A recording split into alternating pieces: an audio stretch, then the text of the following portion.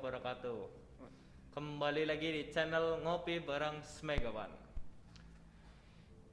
Untuk pada hari ini kita kedatangan tamu ya, yaitu Bu Diah Wahyuningsih selaku kesiswaan di SMK Swagaya 1 Purwokerto, yang dimana Bu Diah Wahyuningsih ini akan sedikit bercerita ya kepada adik-adik tentang tata tertib yang ada di SMK Swagaya 1 Purwokerto.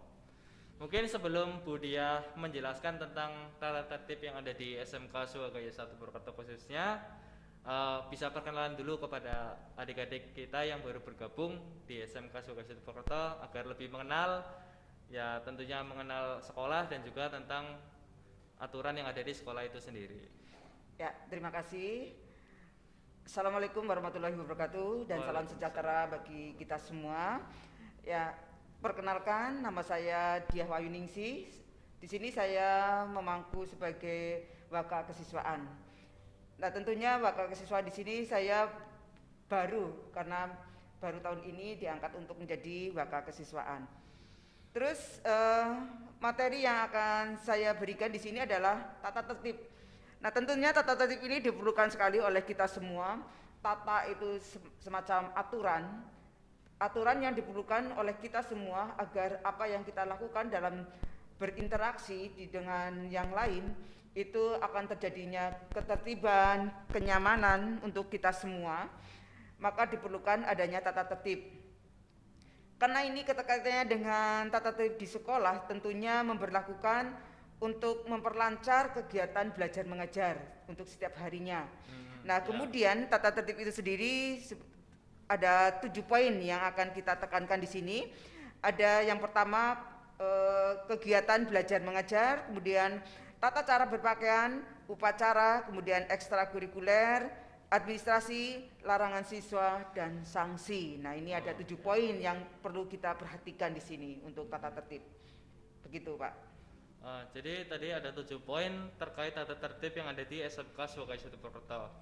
Mungkin bisa Bu Diah ceritakan sedikit tentang tata tertib, salah satu tata tertib lah yang ada di SMK Swagaya 1 Purwokerto.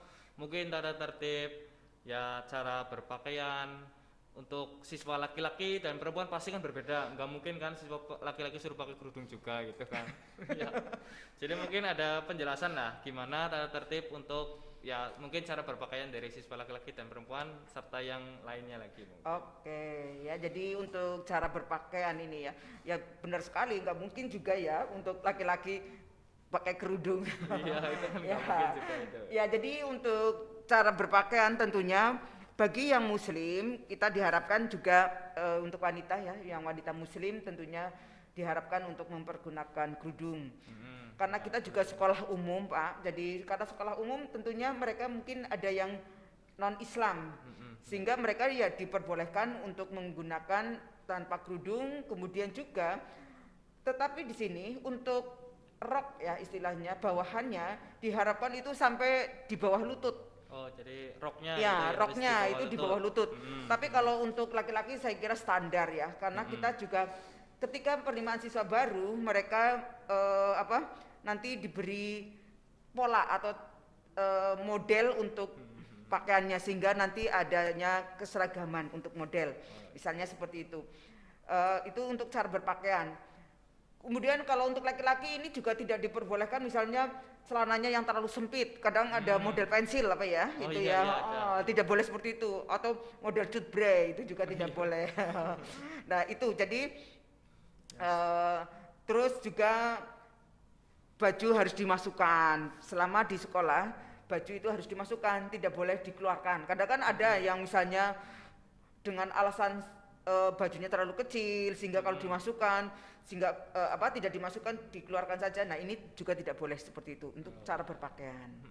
Itu ya terkait dengan cara berpakaian tadi juga kalau misalnya hari Senin dan Selasa itu biasanya menggunakan baju seragam OSIS. Kemudian hari Rabu dan Kamis itu mempergunakan baju seragam identitas. Kemudian kalau hari Jumat itu menggunakan seragam pramuka. Itu. Begitu juga dengan sepatu. Ini biasanya kalau Senin dan Selasa itu mempergunakan sepatu hitam, kemudian kaos kaki putih. Sedangkan hari Rabu dan Kamis itu biasanya kita membebaskan siswa untuk menggunakan sepatunya ini bisa bebas ya, tapi yang sopan tentunya, modelnya biasanya kayak semacam sepatu kets tapi bebas. Terus kemudian kalau hari Jumat karena keterkaitannya dengan seragam pramuka ya biasanya kaos kaki hitam, sepatu hitam.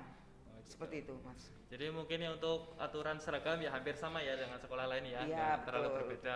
Ya. Namun kan kita ini SMK ya, pasti kan ada perbedaan dengan SMA yang tentunya baju identitas. Iya. Mungkin bisa Bu Diah jelaskan, berikan gambaran kepada adik-adik untuk seragam dari jurusan yang ada di SMK Sugaya Satu Purwokerto mungkin seperti apa? Ya, jadi kalau untuk seragam yang dipergunakan kalau untuk hari, terutama berarti hari Rabu dan Kamis ini ya, untuk membedakan dengan yang lain. Ini untuk yang jurusan AKL dengan jurusan OTKP itu hampir sama modelnya. Jadi karena manajemen bisnis. Jadi baju yang dipergunakan juga rok warna biru ya, misalnya seperti itu, kemudian atasannya seperti semacam model jas. Sedangkan kalau untuk yang multimedia, dan kalau multimedia ini karena baju identitasnya itu semacam baju praktek. Jadi modelnya untuk walaupun laki-laki dan perempuan itu model apa? Celana ya, celana menggunakan ya menggunakan celana panjang. Sedangkan kalau untuk TBSM itu identitasnya sama dengan dengan multimedia. Jadi kayak semacam seragam untuk di bengkel begitu. Cuma bedanya paling kalau di bengkel wearpack itu ya. Ya, wearpack itu ya. Ya seragam betul. Kerjanya beda ya. Iya, iya. Nah, itu untuk aturan seragam. Ya. Mungkin ada aturan lain ya, tata tertib lain yang mungkin bisa diberikan gambaran selain seragam yang mungkin bisa diceritakan kepada para peserta didik kita. Ya, ini bisa saja misalnya untuk administrasi ya. Untuk administrasi kita misalnya untuk SPP. Nah, SPP ini diharapkan pembayarannya itu dari tanggal 1 sampai dengan tanggal 10 ya. Dari tanggal 1 sampai tanggal 10 itu biasanya diharapkan siswa untuk SPP karena kita kan sekolah swasta, jadi diharapkan juga tertib di SPP-nya seperti itu. Ya, administrasi lebih tertib. Iya, tapi ya kita pun masih ada kebijakan yang lain. Ada toleransi juga. Ada toleransi lah itu untuk orang tua misalnya seperti itu. Nah itu untuk administrasi lah. Nah jadi mungkin itu ya adik-adik sedikit ya tentang tata tertib yang ada di Swagaya. Untuk lebih jelasnya nanti akan saat adik-adik sudah mulai pembelajaran nanti akan kita jelaskan ulang mengenai tata tertib selengkapnya lah, yang lebih lengkap untuk adik-adik yang ada di Swagaya Satu Purwokerto seperti apa itu. Dan ini yang saya ingin tanyakan, organisasi apa saja yang ada di Swagaya khususnya itu? Oh ya, ini nantinya bahwa di SMK Swagaya 1 itu ada yang pertama MPK, kemudian juga ini nanti membawai semua organisasi ini termasuknya, kemudian OSIS, kemudian Pramuka, ada Rohis, ada PMR. Kalau itu organisasi. Nah nanti kan ada juga semacam kegiatan ekstra, itu kan masuknya nanti ke ekstra ya, ekskul ya. Nah yang perlu kita ketahui bahwa kegiatan ekskul itu sesuai dengan bakat dan minat siswa. Kita tidak hanya, misalnya kalau yang namanya Pramuka, Rohis, PMR, itu hampir di semua sekolah itu ada. Nah sementara kalau untuk kegiatan ekstrakurikuler yang lain yang mungkin bisa nanti membedakan dengan sekolah lain, yaitu kita tidak menyediakan ini loh kalian pilih, itu tidak seperti itu, tapi silakan nanti kita ajukan angket ke siswa, kalian olahraga ataupun kegiatan ekstra yang akan dipilih itu apa sih sebetulnya, misalnya seperti itu. Misalnya, oh Bu saya ingin taekwondo, saya ingin silat. Nah nanti kita golong-golongkan yang ikut taekwondo berapa siswa, untuk silat itu berapa siswa misalnya ya. Kok ternyata misalnya oh ini yang taekwondo hanya satu lah ya, kita tidak mungkin mengadakan karena kita tentunya harus mengundang pelatih dari pihak luar. Nah sementara kan itu kan gratis untuk siswa ya, untuk kegiatan ekstranya juga. Nah tapi kalau misalnya oh silat kok ternyata ada 20 siswa ini, nah ini kita perlu undang ini, maka kita akan undang dan kita adakan. Jadi kegiatan ekstra itu sesuai dengan bakat dan minat yang dimiliki oleh siswa. Akan kita coba untuk penuhi, misalnya seperti itu, tetapi tentunya disesuaikan dengan jumlah Jumlah siswa atau yang kuota yang ada dengan pengikut atau peserta ekstra. Tetapi di sini kita akan nantinya akan ada ekstra yaitu dari cabang olahraga, terutama adalah futsal yang akan lebih kita tekankan di sini karena kita juga sudah banyak siswa laki-lakinya ya, jumlah laki-lakinya. Tetapi futsal di sini tentunya diadakan juga tidak hanya untuk laki-laki. Kita juga akan mengadakan futsal untuk yang wanita, yang perempuan. Nah, itu juga. Terus kemudian karena kita juga sudah ada Studio band. studio musik ya. Kalau untuk band kita sendiri sebetulnya sudah lama kita punya. Kita sudah punya ya. Kita dulu sudah mempunyai grup band ya. Kita dulu sering ngamen ya di SMP ya, itu kita sudah sering ngamen. Nah, kita coba untuk menggiatkan lagi, kita menghidupkan lagi untuk grup band ini. Nanti silakan jadi terutama sekali untuk adik-adik yang dari SMP ya, anak-anak yang dari SMP yang baru masuk, yang mungkin juga sudah memiliki grup band di SMP, mengapa tidak kita bakat yang mereka miliki untuk kita salurkan kembali, kita hidupkan kembali di sini ya.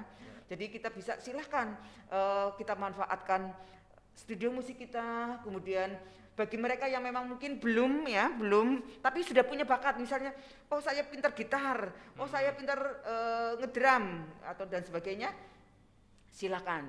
Nah, nanti kita adakan untuk termasuk kegiatan ekstra. Nah, itu nanti silakan kalian pilih. Oh, saya ingin kegiatan ekstra yang saya ikuti untuk yang ikut yang musik misalnya seperti itu.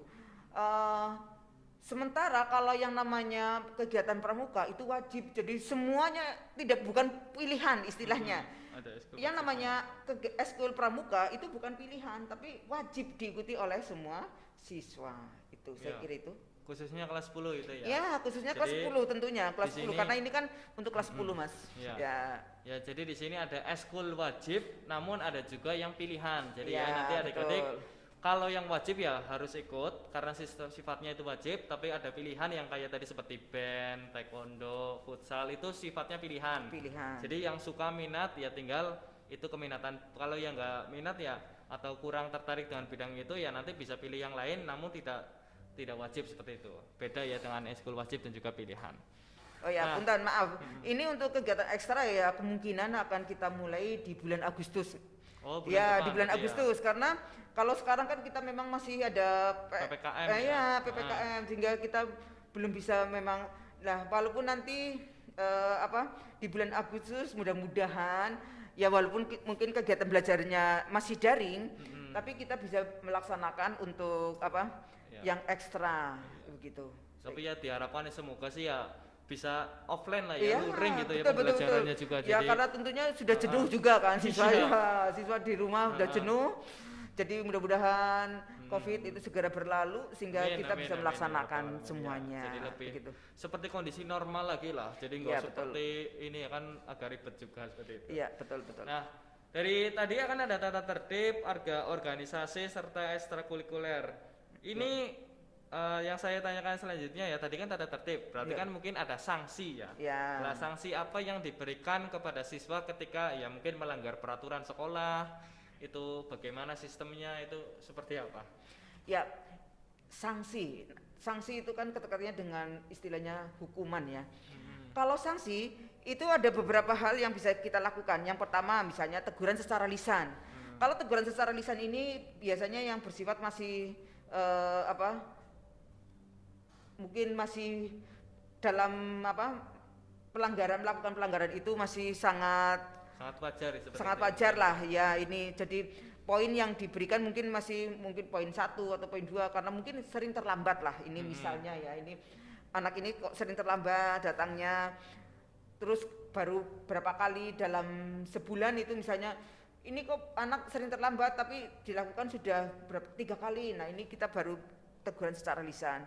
Mungkin ada beberapa hal yang memang mungkin oh ini dilihat dari rumahnya memang jaraknya jauh, kendaraan yang digunakan apa misalnya. Itu kan kita ketika memberikan teguran atau sanksi itu tentunya disesuaikan dengan situasi dan kondisi siswa ya. Iya. Kemudian kalau teguran secara tertulis, ini kalau misalnya secara lisan sudah kita lakukan tapi ternyata kok masih melakukan pengulangan, baru kita teguran secara tertulis agar tentunya orang tua itu tahu lah ya bahwa siswa ini sudah melakukan pelanggaran apa saja sih misalnya. Terus kemudian bisa juga sanksi ini pembinaan oleh wali kelas atau BK. Ini jadi BK akan memberikan pembinaan dari atau wali kelas ataupun BK ini melakukan pembinaan karena diharapkan siswa yang mungkin sedang salah jalan atau salah arah itu bisa kembali ke jalan yang benar, maksudnya seperti itu. Ya, karena mungkin melenceng gitu ya Mas ya. Nah terus kemudian juga bisa juga pembinaan oleh pihak kepala sekolah, karena mungkin oleh wali kelas sudah tidak ini lagi, oleh BK juga mungkin sudah tidak mempan lagi. Nah oh ini berarti perlu adanya pembinaan dari kepala sekolah ya. Nah atau nanti kalau sudah semuanya kita lakukan, udah teguran lisan, tertulis. Biasanya kalau tertulis bisa saja untuk membuat surat pernyataan, Mas, untuk membuat surat pernyataan. Nah, kemudian kita lakukan pembinaan oleh wali kelas, oleh BK, terus pembinaan oleh kepala sekolah. Nah, ini kalau sudah semuanya kita lakukan, kok ternyata yang bersangkutan itu bisa saja ya mungkin memang sudah tidak bisa kita tolong lagi istilahnya, tapi insya Allah lah kita bisa berusaha terus akan menolong anak didik kita semaksimal mungkin. Nah ini yang kalau misalnya kita kembalikan kepada orang tua atau wali siswa itu biasanya misalnya siswa tersebut misalnya mungkin kalau terutama cewek ini ya Mas, kalau misalnya hamil gitulah ya, itu kita memang betul-betul tidak bisa menolong itu ya. Nah itu biasanya akhirnya kita kembalikan ke orang tua atau melakukan sesuatu tindakan yang misalnya narkoba, atau bisa juga berkaitan dengan misalnya adanya hukuman dari pihak kepolisian misalnya seperti itu, sehingga kita kembalikan ke pihak orang tua misalnya itu. Jadi ada porsinya masing-masing gitu ya. Ya betul. Sebelum kita melakukan poin atau apa, melihat dulu kondisi siswa seperti apa serta pelanggaran apa sih yang dilakukan seperti itu ya. Betul. Nah, jadi begitu ya adik-adik.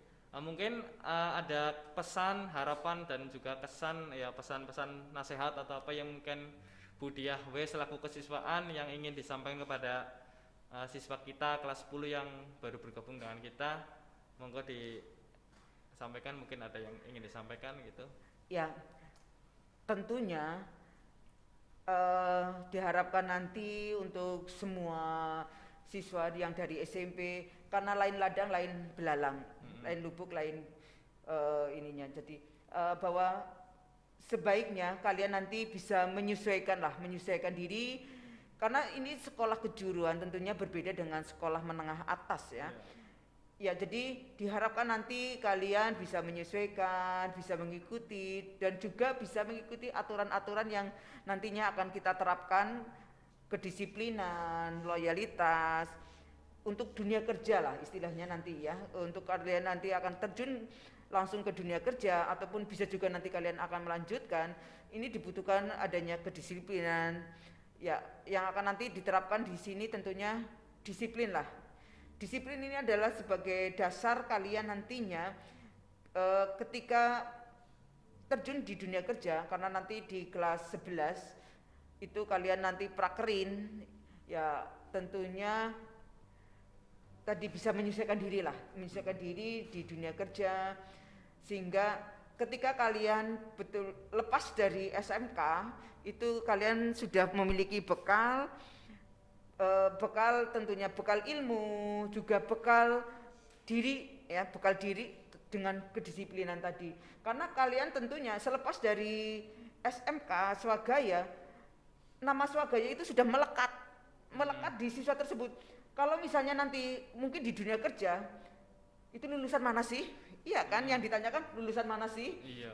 Bukan nama orang tuanya siapa, bukan. Tapi itu lulusan dari mana? Oh, lulusan dari Swagaya. Wah, kalau misalnya, wah, bagus betul-betul ini lulusan dari Swagaya. Nah, ini misalnya. Jadi nantinya kalian selepas dari SMK Swagaya, yang namanya Swagaya itu terus akan melekat pada diri kalian, sehingga tentunya diharapkan kalian tetap bisa menjaga nama baik dari Swagaya. Yaitu itu sajalah saya kira.